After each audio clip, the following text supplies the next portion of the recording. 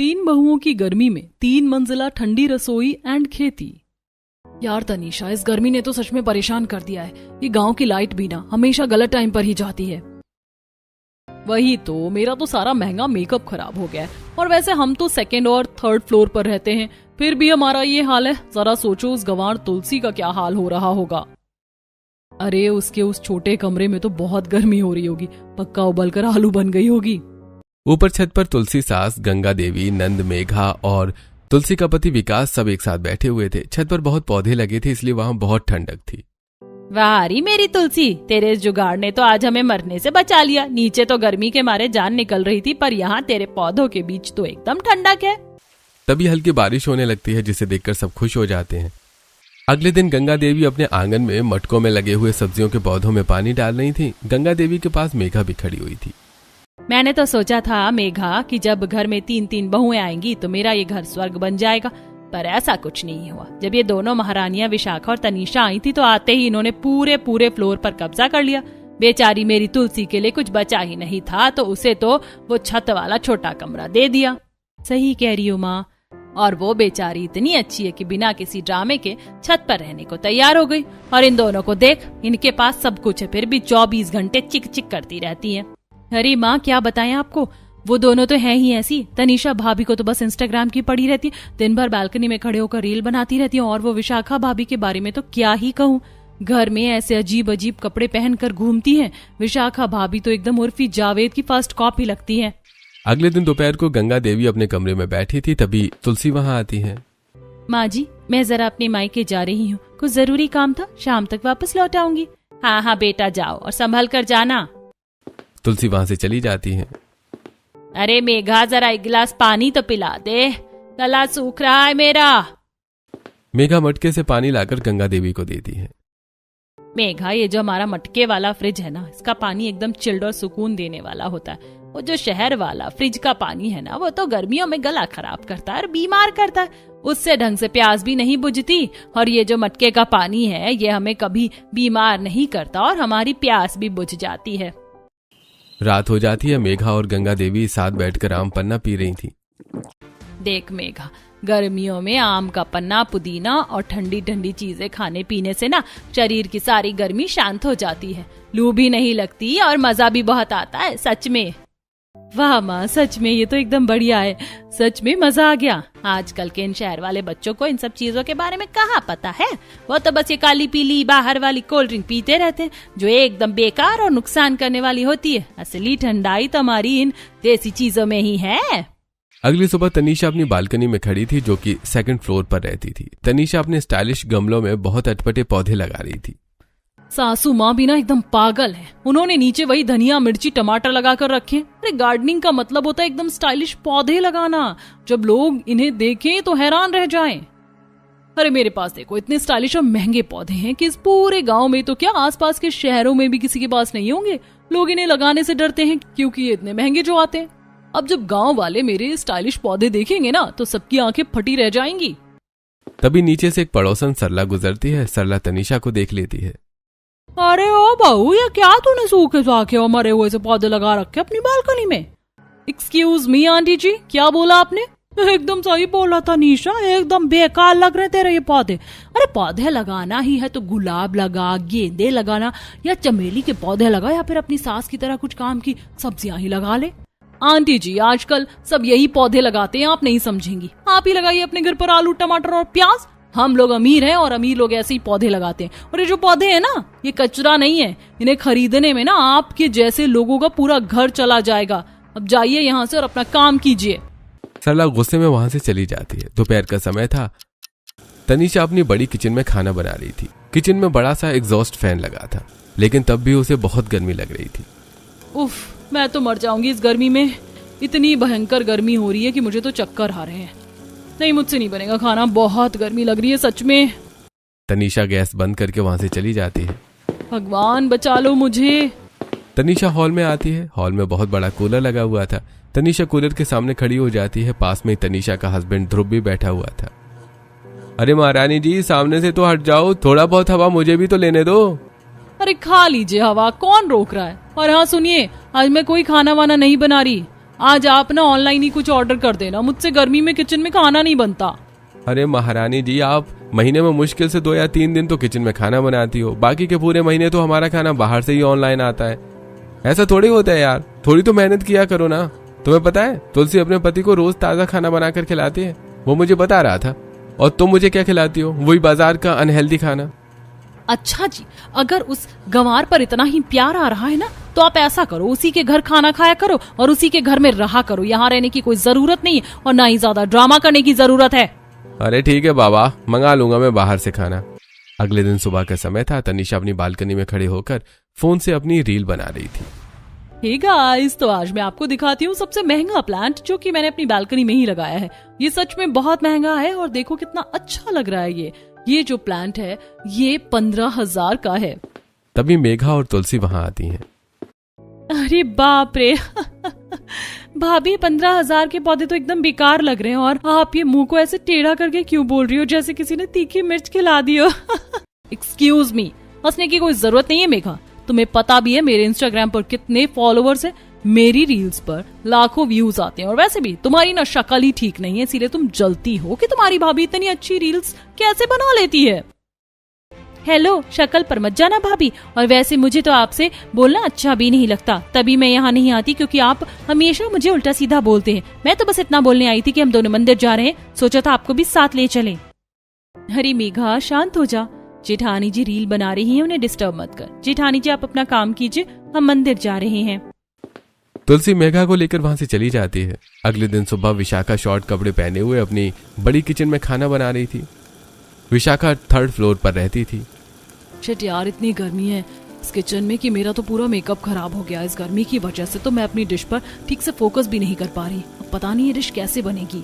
विशाखा जल्दी से डिश तैयार करती है और अपने हस्बैंड राजीव को सर्व करती है। विशाखा, ये क्या बना दिया है तुमने यार? रोज रोज ये नए एक्सपेरिमेंट क्यों करती रहती हो? कभी कच्चे टमाटर खिलाती हो, कभी उबली हुई लौकी। अरे कुछ ढंग का बनाया करो ना यार। बढ़िया सी आलू पूड़ी बना लो या कोई मसालेदार सब्जी बना लो। ये क्या रोज रोज कचरा बनाकर मेरे सामने रख देती हो? मुझे बिल्कुल अच्छा नहीं लगता ये सब। ओ हेलो, ये हेल्दी फूड है, खाना है तो खाओ, नहीं तो भाड़ में जाओ। भगवान, इससे तो अच्छा मैं बाहर से मंगा कर खा लूं। दोपहर का समय हो जाता है। विशाखा अपनी बालकनी में खड़ी थी। उसने कुछ बहुत ही अटपटे और महंगे फूल गमलों में लगा रखे थे। वो एक छोटे से जग से उनमें पानी डाल रही थी। यार, इन पौधों में रोज रोज पानी डालना तो सच में एक भयंकर हेडेक हो गया है। मैं कोई माली थोड़ी हूँ जो इतनी गर्मी में यहाँ पानी डालती फिरूं। मुझे कुछ ऐसा ऑटोमेटिक सिस्टम मंगाना पड़ेगा कि मैं बस अंदर एसी वाले रूम में सोफे पर बैठी रहूं और जैसे ही रिमोट का बटन दबाऊं सारे पौधों में अपने आप पानी डल जाए। तभी नीचे से पड़ोसन शांति गुजरती है। शांति विशाखा को देखकर रुक जाती है। अरे और फिजावेद की बहन, ये कौन सा गांव है जहाँ इतने छोटे और कटे फटे कपड़े पहने जाते? अरे अगर तुझे कुछ पहनना ही है तो ढंग की साड़ी पहन या कोई सूट पहन। ये क्या कपड़े पहन कर बालकनी में खड़ी है? जरा सी भी शर्म नहीं आती क्या तुझे इतने छोटे कपड़े पहनते हुए? आंटी जी, आप ये फ्री का ज्ञान बांटने के लिए पैसे लेती हैं क्या? क्योंकि मेरे पास में चिल्लर नहीं है। शांति बड़बड़ाते हुए वहां से चली जाती है। शाम का समय था। विशाखा शॉर्ट कपड़े पहने हुए सोफे पर बैठकर फोन चला रही थी। हाँ, ये वाला खाद भी सही रहेगा। इससे मेरे पौधे एकदम रातों रात ग्रो कर जाएंगे और उस तनीषा के पौधों से ज्यादा अच्छे लगेंगे। तभी गंगा देवी वहां आती हैं। विशाखा बहू, वो मैं खाना बना रही थी तो थोड़ा जीरा खत्म हो गया है, अगर तेरे पास हो तो थोड़ा सा दे दे। अरे यार सासू माँ, आप रोज रोज ऐसे मांगने क्यों आ जाती हैं? आपका बेटा आपको खर्चे के लिए पैसे देता तो है, तो आप खुद खरीद कर क्यों नहीं लाती? मेरे पास नहीं है कोई जीरा वीरा। अब जाइए यहाँ से, मुझे मेरा फोन चलाने दीजिए। अब तो मुझे सिखाएगी। अगर घर में कोई चीज खत्म हो गई और मैंने मांग ली तो कौन सा पहाड़ टूट पड़ा? और सुन, मैंने तुझे 10 बार समझाया है कि घर में ये ऐसे अटपटे कपड़े पहनकर मत घुमा कर। अगर गाँव वाले तुझे इन कपड़ों में देखेंगे तो क्या कहेंगे? कहने दो लोगों को, मुझे कोई फर्क नहीं पड़ता। मैं तो इसी तरह के कपड़े पहनूंगी। आपको प्रॉब्लम है तो आप मेरी तरफ मत देखा करो। अब आप जाइए यहाँ से। तभी वहाँ तुलसी आ जाती है। अरे माँ जी, आप यहाँ क्यों परेशान हो रही है? आप मेरे पास चलिए, मैं आपको देती हूँ। हाँ बहू चल। हाँ हाँ ले जा, तू तो इनकी सबसे प्यारी और संस्कारी बहू है ना। अगले दिन विशाखा और तनीषा एक साथ कमरे में बैठकर पार्टी कर रही थी। यार विशाखा, हम तो यहाँ एकदम मस्त जिंदगी जी रहे हैं। देखो एसी लगा है, बड़ी टीवी चल रही है, सच में अपन की लाइफ तो एकदम सेट है। और खाना बनाने में थोड़ी सी भी परेशानी आती है तो सीधा ऑनलाइन ऑर्डर मार देते हैं। लेकिन जरा सोच, वो जो अपनी छोटी वाली महान बहू है तुलसी, उसका क्या हाल हो रहा होगा। उसके पास ऊपर बस छोटा सा रूम है, अपने पास तो फिर भी 4-5 रूम्स हैं। अरे छत पर सीधे धूप पड़ती है, मुझे तो लग रहा है कि वो आलू की तरह उबल रही होगी अपने कमरे में। और तूने देखा, सासू माँ तो उसी को सबसे ज्यादा चाहती है, दिन भर तुलसी तुलसी करती रहती है, लेकिन हमें क्या। 3rd फ्लोर पर छत पर एक छोटा सा कमरा बना था जहां तुलसी रहती थी। तुलसी के कमरे में छोटा सा कूलर रखा हुआ था जो कि बहुत धीमे में चल रहा था। यार तुलसी, गर्मी बहुत लग रही है, ऐसा लग रहा है कि आज हम मर ही जाएंगे इस गर्मी से। आप रुकिए, मैं कुछ करती हूँ। तुलसी एक कपड़ा गीला करती है और दरवाजे पर टांग देती है। लो जी, हो गया काम। अब देखना, जब बाहर से गर्म हवा इस गीले कपड़े से टकरा कर अंदर आएगी ना, तो हवा एकदम ठंडी हो जाएगी, जिससे हमारा कमरा भी ठंडा हो जाएगा। वाह यार तुलसी, मान गई तुम्हारे दिमाग को। तुम्हारे इन छोटे छोटे देसी जुगाड़ों की वजह से ही हम लोग यहाँ बचे हुए हैं, वरना इस गर्मी ने तो हमारी जान ही ले ली होती। अरे आप चिंता मत करो, प्रॉब्लम आती है तो उसका कोई ना कोई सोल्यूशन भी होता ही है। तुलसी की ये बात सुनकर विकास खुश हो जाता है। तुलसी ने अपने कमरे के आगे प्लास्टिक के खराब डिब्बों बहुत सारे सब्जियों के पौधे लगा रखे थे। अरे वाह, आज तो रसोई में भी फूल आ गए। इन पौधों का तो सच में डबल फायदा है। एक तो एकदम ताजी सब्जियां खाने को मिल जाती हैं, और दूसरा इनकी वजह से मेरी ये पूरी छत एकदम ठंडी और हरी भरी रहती है। तुलसी छत के एक कोने में रखे एक पुराने स्विच बोर्ड के पास जाती है। चलो भाई, अब छत को और ठंडा कर देते। अरे बहू, ये वही खराब मोटर है ना जिसको तूने ठीक करके बनाया था, जो चारों तरफ पानी छिड़कता है। स्विच ऑन होते ही फव्वारे से पानी निकलने लगता है और छत ठंडी हो जाती है। वाह, क्या मस्त जुगाड़ किया है मैंने। लोग तो हर छोटी प्रॉब्लम से डर जाते हैं, लेकिन मैं किसी प्रॉब्लम से नहीं डरती। अगर प्रॉब्लम आई है तो उसका कोई ना कोई सोल्यूशन भी तो होगा ना। रोने और डरने से अच्छा है कि अपना थोड़ा दिमाग लगाओ और उसका सोल्यूशन कर दो। तुलसी की किचन छत पर ही थी, जो कि खुली हुई थी। तुलसी खाना बना रही थी, तभी मेघा वहां आ जाती है और दूर छत की बाउंड्री के पास खड़ी हो जाती है। अरे मेघा, आजा आजा, तू तो एकदम सही टाइम पर आई है। देख, ताजी तोरई की सब्जी बनाई है और गर्मा गर्म रोटियां सेक रही हूँ। आजा, बैठ जा जल्दी से और खाना खा ले। सच में भाभी, भूख तो मुझे बहुत जोरों की लगी थी। तुलसी मेघा को खाना परोसती है। भाभी, आप सच में कितनी अच्छी हो। आपको पता है, मैं अभी नीचे से आ रही हूँ, दोनों भाभियां रूम में बैठकर एसी चलाकर पार्टी कर रही थी। सामने पिज्जा, बर्गर और कोल्ड ड्रिंक रखी थी। मैं वहाँ 5 मिनट खड़ी रही, पर उन दोनों ने एक बार भी मुझसे ये नहीं पूछा कि मेघा कुछ खाएगी क्या। अरे मेघा, वो पिज्जा बर्गर तो वैसे भी शरीर को नुकसान पहुंचाता है। अब तो ये सब बातें छोड़ और मेरे हाथ का बना हुआ खाना खा। अगले दिन शाम का समय था। तुलसी छत की बाउंड्री के पास खड़ी थी और अपने पौधों में से सब्जियां तोड़ रही थी। तभी नीचे से पड़ोसन शांति गुजरती है। अरे वाह रे छोटी बहू, तेरे हाथ में तो सच में कोई जादू है। इतनी भयंकर गर्मी में भी तेरी छत पर कितनी सारी सब्जियां लग रही है। अरे जादू वादू कुछ नहीं आंटी जी, बस पौधों को थोड़ी सेवा पानी करनी पड़ती है, तब हमें ये ज्यादा सब्जी और अच्छी सब्जियां देते हैं। आपको चाहिए तो बेफिक्र आना। हाँ हाँ बेटी, मैं शाम को आऊंगी। शांति ये बोलकर आगे बढ़ जाती है। एक ये है जो एकदम संस्कारी है, और एक वो दोनों चुड़ैल विशाखा और तनीषा है, जिन्हें बस अपने छोटे कपड़ों और दिखावे से फुर्सत नहीं है। दोनों बहुत घमंडी हैं, लेकिन छोटी बहू सबसे अच्छी है। अगले दिन सुबह विशाखा और तनीषा कुछ पार्सल लेकर बाहर से लौटती हैं। यार, हम जो पास्ता लाए हैं वो एकदम मजेदार है। चल जल्दी चल, एसी में बैठकर खाते हैं। दोनों वहां से चली जाती हैं। गंगा देवी वहां बैठी हुई थी, जो उन्हें देख रही थी। देख लो, सामने सास बैठी है, पर मजाल है जो एक बार भी पूछ लें कि माँ जी आप भी खाओगी क्या।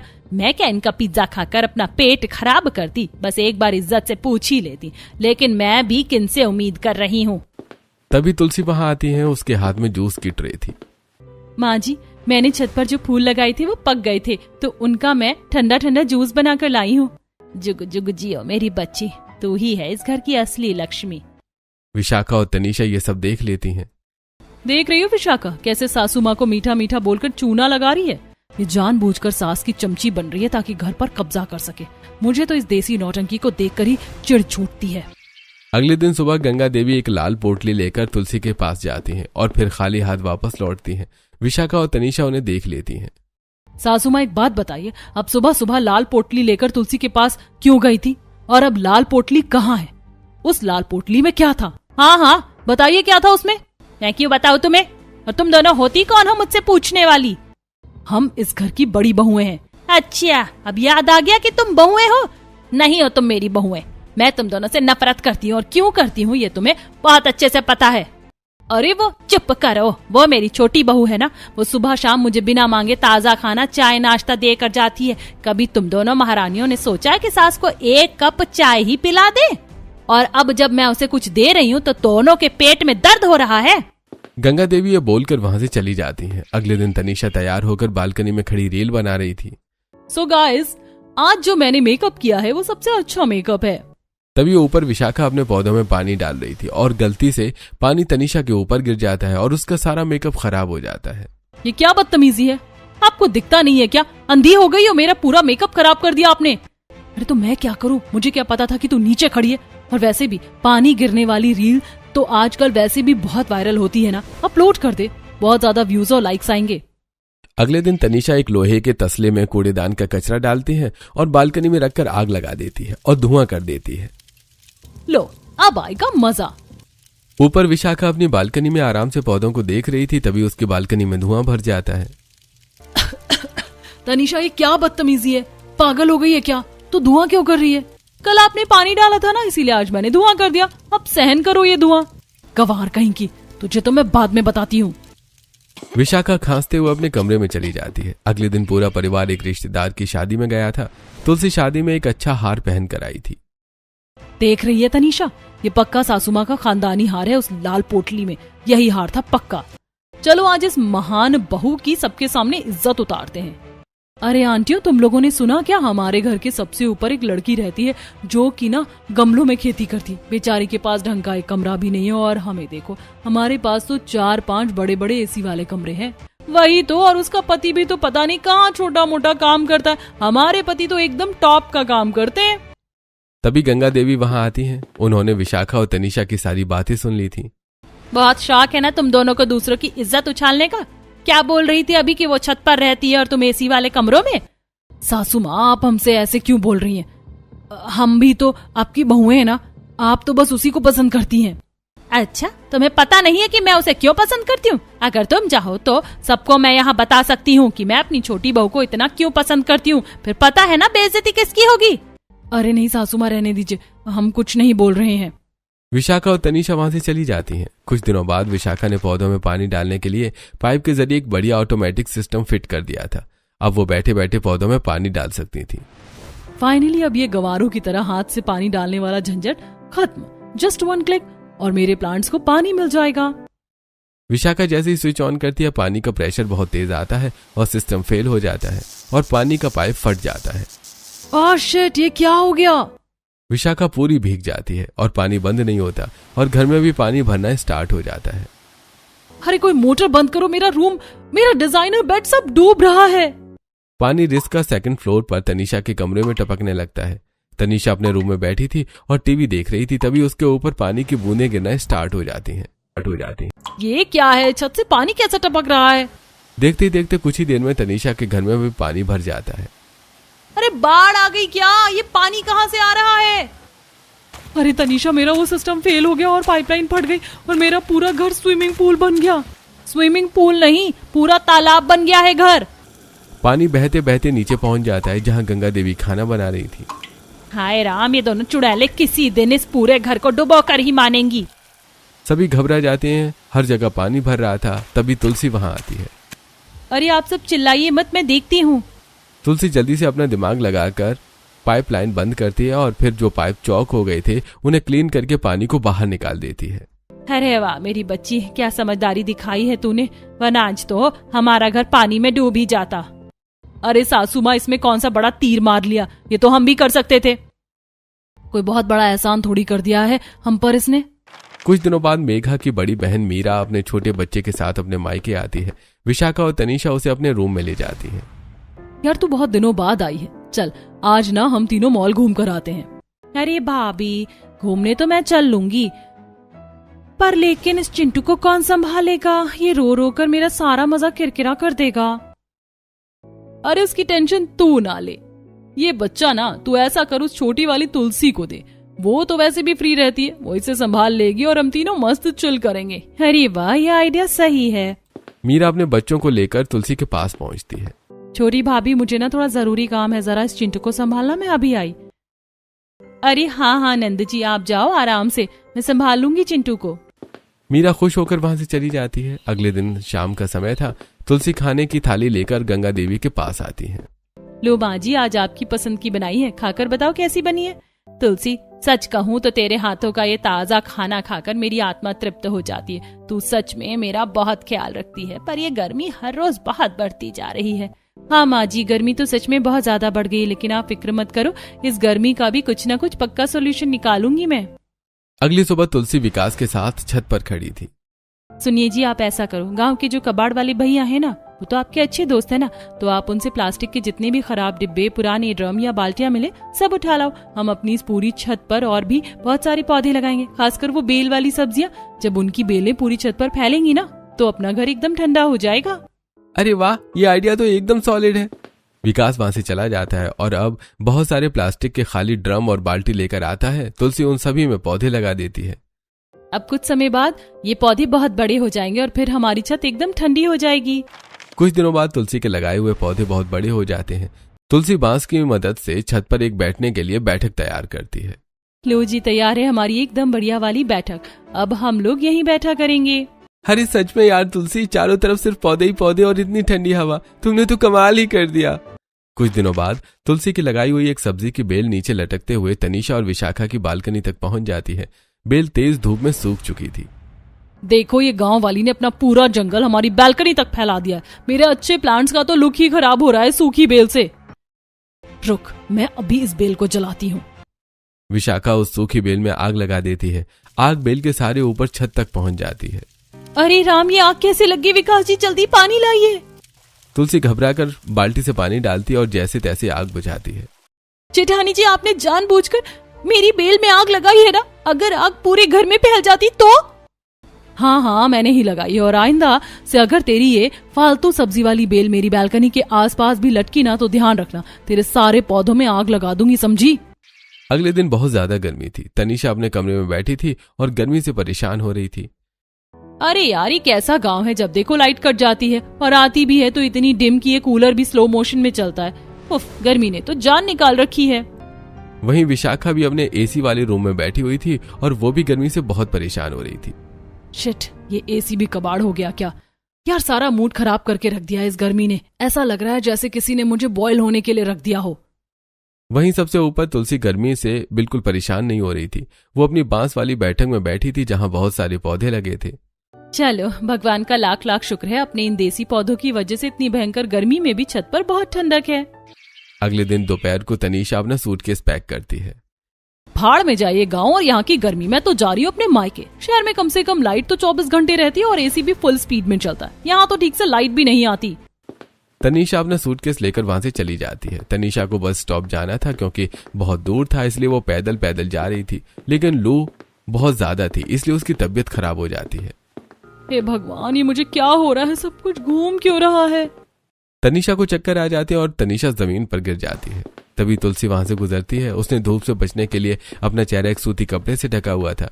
वो तनीषा को गिरा हुआ देखकर जल्दी से उसके पास जाती है। जेठानी जी, आंखें खोलिए। अरे, इनका तो शरीर एकदम तप रहा है, पक्का लू लग गई है इन्हें। तुलसी जल्दी से तनीषा को घर लाती है और अपने कमरे में लेटा देती है। तुलसी जल्दी से तनीषा को पानी पिलाती है और फिर वो प्याज काटकर तनीषा के पैरों के तलवे पर लगाने लगती है। हे भगवान, मेरी प्यारी जेठानी जी को जल्दी ठीक कर दे। कुछ देर बाद तनीषा ठीक हो जाती है। अरे, ये मैं कहाँ आ गई? क्या मैं गर्मी से मर गई? ये स्वर्ग है या नर्क? अरे जेठानी जी, स्वर्ग नर्क कुछ नहीं है, मेरा कमरा है। आप धूप में बेहोश होकर गिर गई थी, मैं आपको यहाँ लाई हूँ। ये तुम्हारी फ्लोर है? यार, तुम्हारे रूम में तो बहुत ठंडक है। तनीषा कमरे के बाहर आती है। छत पर चारों तरफ बांस पौधे के पौधे लगे हुए थे। यार तुलसी, हम तो सोचते थे कि तू इस छत पर गर्मी से परेशान होती होगी, लेकिन यहाँ तो हमारे एसी वाले कमरों से भी ज्यादा ठंडक है। तनीषा तुलसी के पास वापस आकर बैठ जाती है। यार तुलसी, हम दोनों ने हमेशा तुझे गंवार कहा, तुझ पर इतना हंसे, तुझे हमेशा बुरा भला कहा, लेकिन सच बताऊं, तू सच में बहुत ज्यादा अच्छी है यार। आज अगर तू मुझे सड़क से उठाकर ना लाती और ये देसी नुस्खे ना आजमाती तो पता नहीं मेरा क्या हाल होता। अरे जेठानी जी, आप तो रोने लगी। अरे, परिवार में ये छोटी मोटी बातें तो होती रहती है, और अब आप ठीक हो ना, तो बस मेरे लिए यही बहुत है। तनीषा खुश होकर तुलसी को गले लगा लेती है। कुछ समय बीत जाता है। तनीषा और तुलसी में अब बहुत अच्छी बॉन्डिंग हो गई थी। वहीं विशाखा गर्मी से बहुत परेशान हो रही थी और उसकी तबीयत भी खराब थी। एक दिन तुलसी उसके लिए जूस लेकर उसके पास जाती है। जेठानी जी, मुझे पता चला कि आपकी तबीयत ठीक नहीं है। ये लीजिए, ये मैंने फलों का जूस बनाया है, ये पी लीजिए, शरीर की सारी गर्मी शांत हो जाएगी। तुलसी, मुझे तुम्हारे इन सस्ते और देसी नुस्खों की कोई जरूरत नहीं है, तुम जाओ यहाँ से। ठीक है, मैं जा रही हूँ, मैंने टेबल पर रख दिया है, जब मन करे तब पी लेना। तुलसी चुपचाप वहां से चली जाती है। ऐसे कुछ दिन बीत जाते हैं और गर्मी से विशाखा की तबीयत और ज्यादा बिगड़ने लगती है। विशाखा अब गर्मी से बहुत परेशान हो गई थी, इसलिए वो थोड़ी ताजी हवा खाने छत पर आती है। वाह, यहाँ तो बहुत ठंडक है, यहाँ आकर तो गर्मी शांत हो गई। विशाखा देखती है कि तनीषा और तुलसी एक साथ बैठकर बातें कर रही थी। अरे विशाखा, आओ यहाँ हमारे साथ बैठो, यहाँ बहुत मजा आ रहा है। सच में यार, यहाँ तो बहुत ज्यादा ठंडक है। तुलसी, आई एम सॉरी, मैं सच में बहुत बड़ी बेवकूफ थी। तू तो मेरे लिए वो ठंडा जूस लेकर आई थी और मैंने तुझे भगा दिया। हम तो तुझे बस डांटते ही रहे, लेकिन तू तो यार सच में बहुत अच्छी है, मुझे माफ कर दे यार। अरे जेठानी जी, आप माफी क्यों मांग रही है? आप बस यहाँ बैठो और इस ठंडी हवा के मजे लो। तीनों साथ बैठकर बातें करने लगते हैं। गंगा देवी दूर खड़ी होकर ये सब देख रही थी। अरे वाह, क्या बात है गंगा, तेरे घर में तो आज अलग ही सीन है। सच में मेरी आंखें तरस गई थी इन तीनों को ऐसे प्यार से बातें करते हुए देखने के लिए। कितनी प्यारी लग रही है तीनों, पर मुझे वो दिन आज भी याद है। मैं साफ कह रही हूँ राजीव, मुझसे अब ये सब नहीं होता। एक तो इतनी गर्मी, ऊपर से रसोई का काम, मेरे बस की नहीं है ये सब। इनसे नहीं होता तो मैं क्या किसी की नौकरानी हूँ? मैं भी अब ये सब नहीं करूंगी, बस बहुत हुआ। सुन रहे हो ना दोनों अपनी अपनी बीवी की जबान? देख लो, अब कुछ निकलेगा नहीं तुम दोनों के मुंह से। मेरी और मेरी बच्ची की 4 रोटी बनाने में इनकी जान पे आ रहा है। अरे यार, आप लोगों ने तो पागल कर दिया है। पूरा दिन काम करके घर आओ और यहाँ भी सुकून नहीं है। डेली का ड्रामा हो गया है, बस kit kit kit kit kit लगी रहती है। माँ, आप एक काम करो, इन बहुओं का चूल्हा अब अलग कर दो, हमारे बस की नहीं है ये सब झेलना। चारों बहू बेटे अपने अपने कमरों में चले जाते हैं। माँ जी, आप रोती क्यों हैं? आपकी 2 नहीं 3 बहुएं हैं, मैं और विकास जी हैं ना, आप परेशान मत होइए। इन लोगों ने मेरा बसा बसाया घर अलग अलग करवा लिया था और यही कारण था कि मैं विशाखा और तनीषा से बहुत नफरत करती थी और तुलसी से ज्यादा प्यार करती थी। लेकिन चलो ठीक है, अब सब कुछ ठीक हो गया। देर आए पर दुरुस्त आए। आज मेरी तीनों बच्चियां एक साथ हैं, इससे बड़ी खुशी मेरे लिए कुछ नहीं हो सकती। कोई बात नहीं गंगा, बड़े बड़े घरों में ऐसी छोटी छोटी बातें होती रहती हैं। कुछ समय बीत जाता है। तनीषा, विशाखा और तुलसी पास वाली बैठक में बैठकर बातें कर रही थी। यार, मुझे ना एक बहुत ही क्रेजी आइडिया आ रहा है। क्यों ना हम इस छत पर एक बहुत ही बढ़िया और बड़ी सी किचन बनाएं जो ठंडी रहे। अरे वाह, ब्रिलियंट आइडिया। देख, डिजाइन और मॉडर्न लुक मेरा होगा, हाँ, और किचन को ठंडा करने का जुगाड़ तुलसी करेगी। हम ना मिट्टी का बड़ा सा चूल्हा बनाएंगे और मिट्टी की ही रसोई बनाएंगे और रसोई के चारों तरफ पेड़ पौधे लगा देंगे, जिससे अंदर ठंडक रहेगी। कुछ समय बीत जाता है। छत पर एक बड़ी मिट्टी की रसोई बन गई थी, जिसमें विशाखा, तनीषा और तुलसी हंसते हुए खाना बना रही थी। यार सीरियसली पता ही नहीं चला कि कब हम लोग इतने बड़े दुश्मन से इतनी अच्छी सहेलियां बन गए। मैंने तो बेकार के प्लांट्स को भी अपनी बालकनी से हटा दिया है। अब मैंने सब्जियों वाले बीज बोए हैं। अरे हम कोई दुश्मन थोड़ी थे, बस वो ईगो और थोड़ी सी गलतफहमियां थी। अब हम जो मिलकर सब्जियां उगा रहे हैं उसे खाकर तो और भी मजा आएगा। बिल्कुल, अब तो साथ सब्जियां उगाने और खाने में तिगना मजा आएगा। तुलसी, तनीषा और विशाखा सभी को खाना सर्व करती हैं। हल्की हल्की बारिश भी शुरू हो जाती है। तीनों बारिश में एंजॉय करती हैं और खुश होती हैं।